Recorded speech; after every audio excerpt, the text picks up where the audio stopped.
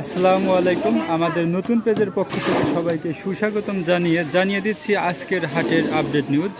আজকে আমরা রয়েছি রাজবাড়ীর পাংশা উপজেলার মাছপাড়া কৃষি হাটে। আজ 17ই মে শুক্রবার।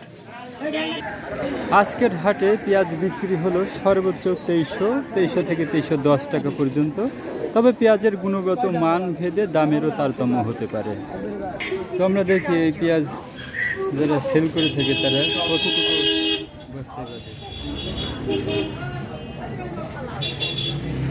কতটুকু করে বাঁধেন এক বস্তায়? এই 75 কেজি 300 রেট করেন, এতে আছে ধরে কতটুকু,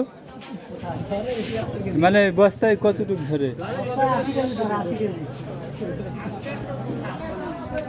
রসুনের বাজার দাম যাচ্ছে 2300 থেকে 5000 থেকে 8000 টাকা পর্যন্ত।